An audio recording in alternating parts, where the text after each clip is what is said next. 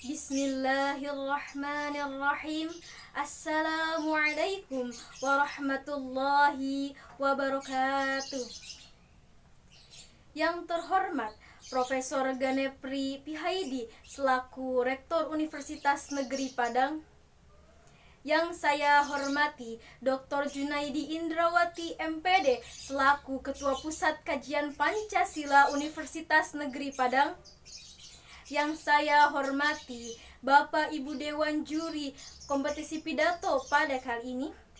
Yang saya hormati para panitia penyelenggara kompetisi kali ini, serta masyarakat Indonesia yang saya cintai dan banggakan. Alhamdulillahirabbil alamin wa bihi nasta'inu ala umurid dunya waddin wa ala alihi wa sahbihi ajma'in, amma ba'du. Marilah kita panjatkan puji dan syukur kehadirat Allah Subhanahu wa taala yang telah memberikan kepada kita nikmat iman, nikmat Islam, nikmat sehat sehingga kita bisa bertatap muka secara virtual dalam kesempatan kali ini.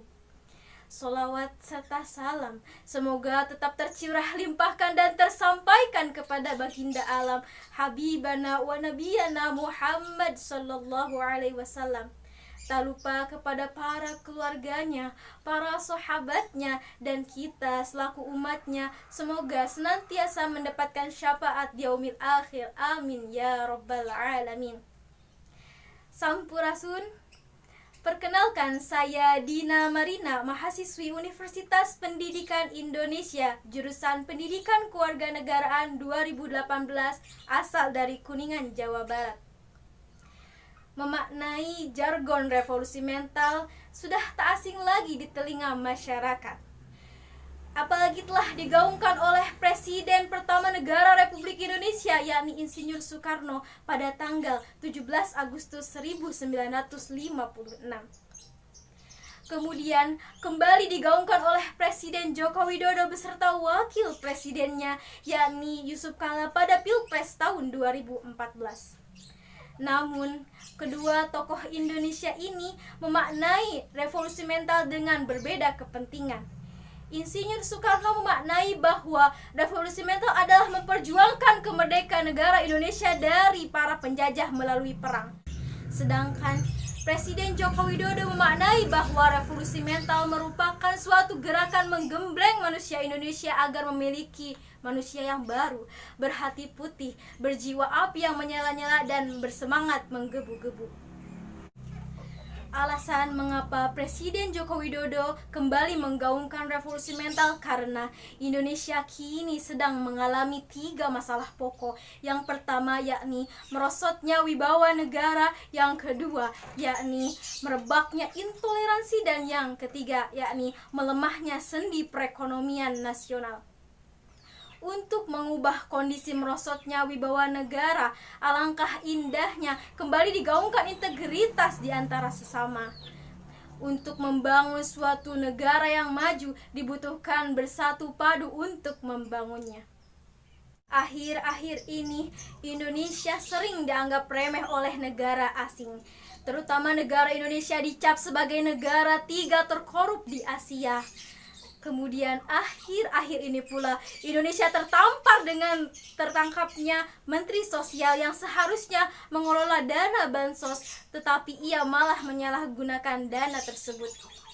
Ini dapat kita lihat bahwa para pejabat tinggi di Indonesia masih memiliki mental yang lemah untuk menghadapi kondisi pada saat ini. Masyarakat hanya bisa memberikan kesempatan kepada para penegak keadilan untuk memberikan keadilan yang seadil-adilnya agar para koruptor tidak mengulangi kesalahan ini dan tidak menganggap remeh masalah ini. Yang kedua, masalah yang amat pelik yaitu adalah merebaknya intoleransi. Negara Indonesia merupakan negara dengan keberagaman, beragam suku, budaya, bangsa, serta agama. Tapi intoleransi yang sangat sensitif dan rentan yakni adalah intoleransi agama, apalagi agama yang minoritas.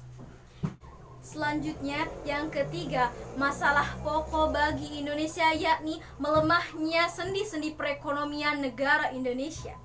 dapat kita lihat bahwa tokoh acuan masyarakat seperti artis dan aktor lebih memilih dan mencintai produk luar negeri dibandingkan produk dalam negeri. Oleh karena itu, perusahaan di dalam negeri dan UMKM dalam negeri tidak diminati oleh para masyarakat. Oleh karena itu, marilah kita sama-sama membangun nilai gotong royong antara sesama, sehingga perusahaan yang ada di Indonesia dan UMKM yang ada di Indonesia bisa bersatu, bertumbuh, sehingga bisa memajukan perekonomian bangsa Indonesia. Setelah mengkaji alasan mengapa Presiden Joko Widodo menggaungkan kembali revolusi mental, sekurang-kurangnya terdapat 3 kunci untuk mewujudkan revolusi mental dalam kehidupan bermasyarakat dan bernegara. Yang pertama yakni menanamkan nilai-nilai religius, dan yang kedua yakni indoktrinasi positif top to down, dan yang ketiga yakni menggali biografi para revolusioner. Yang pertama, menanamkan nilai-nilai religius. Maksudnya yakni dengan mendekatkan diri kepada Tuhan Yang Maha Esa, yang bertujuan untuk menjauhi hal-hal yang dianggap tidak sesuai dengan syariat. Maka dari itu, menanamkan nilai-nilai religius dapat mencapai tujuan revolusi mental, yaitu menghasilkan hati yang bersih. Dan yang kedua, yaitu indoktrinasi positif top to down. Indoktrinasi tidak harus selalu dimaknai dengan hal-hal yang negatif, tetapi indoktrinasi bisa dimaknai dengan hal-hal yang positif. Indoktrinasi positif top to down dapat dilakukan oleh pemerintah dalam ruang publik yang melibatkan masyarakat dan halayak umum untuk menjelaskan dan menggambarkan manfaat eksistensi revolusi mental di Indonesia ini. Indoktrinasi positif ini sebagai tanda lampu kuning kepada para masyarakat, yang artinya yaitu hati-hati jika di antara para masyarakat menjadi pelaku koruptor, menjadi pelaku pelecehan, dan menjadi pelaku pembunuhan. Yang ketiga yakni menggali biografi para revolusioner. Suatu teori tidak akan menjamin revolusi mental akan terwujud. Suatu motivasi tanpa ada kemauan dari diri kita sendiri tidak akan menjamin revolusi mental terwujud pula. Kemudian, menurut Che Guevara berkata bahwa revolusi bukan seperti apel yang jatuh karena ia matang, tetapi revolusi akan jatuh ketika kita yang menjatuhkannya. Selain kemauan dari diri kita sendiri, yakni terdapat cara untuk mewujudkan revolusi mental, yaitu dengan sering menggali berbagai biografi para revolusioner.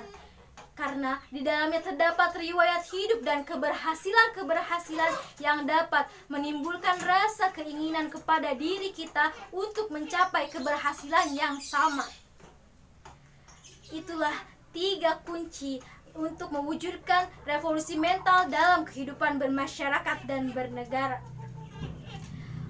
Sekian yang dapat saya sampaikan dalam pidato kali ini. Semoga apa yang saya sampaikan dapat bermanfaat bagi diri saya sendiri khususnya dan bagi orang lain umumnya. Mohon maaf apabila terdapat kesalahan dalam bertutur kata dan bertutur sapa, karena seyogyanya kesalahan hanya milik diri saya sendiri dan kesempurnaan hanya milik Allah Subhanahu wa Ta'ala.